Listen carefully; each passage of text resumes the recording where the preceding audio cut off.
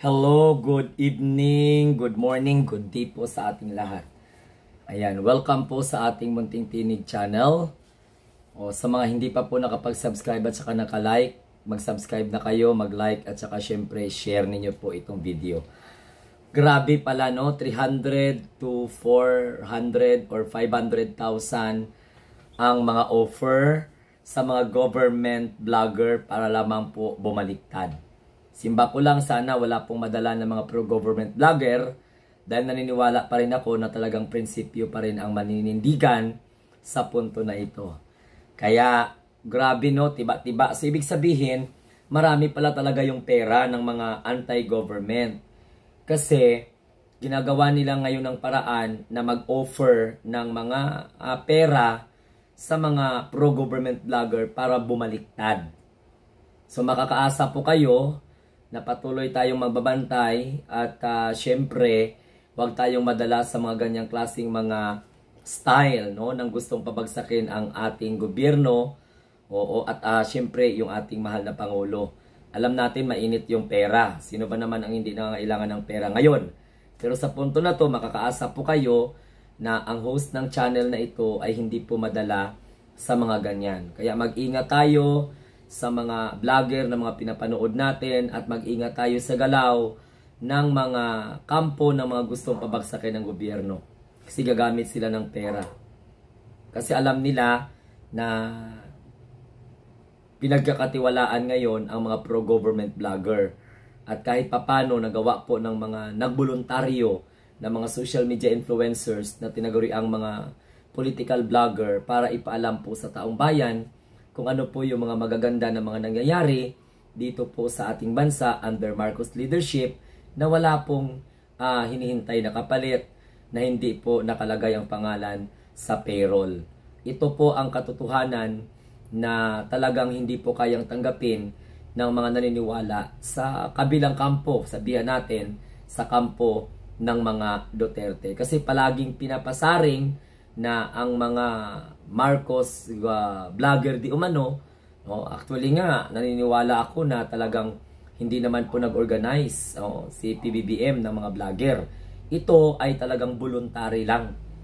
Ibig sabihin, nag-offer lang kami. Katulad ko, no, hindi naman ako kilala ng first couple, hindi man ako kilala ni PBBM personally, ni First Lady Lisa, o kung sino-sino man ng mga government officials na ang kalyado ng gobyerno. Kasi ako po ay isang taga-bundok lamang, taga-baryo. So wala akong koneksyon.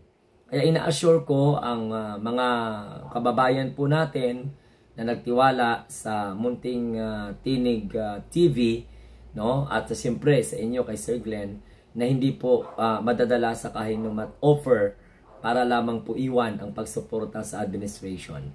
Pinapangako ko talaga sa inyo yan. At ito pa ay assured sa lahat ng ating mga taga-subaybay na sa tama lang tayo, no? Hindi tayo naninira sa kampo ng mga gustong sumira sa administration, pero hindi maiiwasan na matapang tayong ihayag kung ano man po ang dapat ihayag at maiparinig ang boses ng mga ordinaryong tao sa channel natin. At ito po, ina-assure ko sa inyo na itong eleksyon na 2025, mag-ingat tayo dahil pera po ang labanan. Para magkaroon po ng pagkakataon ang ofera nila na tumiwalag sa pagtatanggol sa ating gobyerno. Basta ang pagkakaalam ko, andyan 300, 400 o 500,000 ang ino-offer ngayon sa mga social media influencers para lamang po bumaliktad, no? At hindi sumuporta sa Marcos administration. Lalong-lalo na kapag malaki yung channel mo, malaki din yung offer. So, talagang realidad talaga yan. Kaya, kayo na mga nanonood sa channel na ito, ipagdasal ninyo, lalo-lalo na ako, lalo-lalo na kami, na hindi po kami madala sa mga ganyang klaseng mga style para lamang po bitawan ang aming paninindigan sa pagpoprotekta sa ating gobyerno, sa pagpapalawak ng mga informations na nauukol po. So kung ano po ang mga magagandang nangyayari sa Marcos administration. And syempre, 'di ba? Kinakalaban natin yung mga negative na mga balita laban po sa ating Pangulo, sa first couple, and syempre sa ating gobyerno as a whole. So inuulit ko, ang channel na ito ay patuloy na maninindigan para po sa kapaliwanagan ng lahat. Ang channel na ito ay hindi po pwedeng bilhin ng kahit na anumang halaga dyan.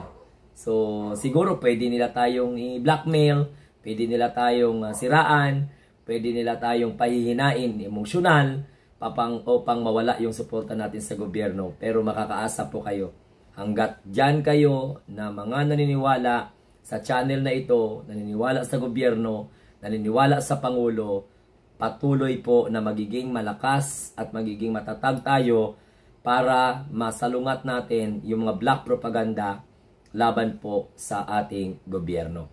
Again, this channel is not for sale.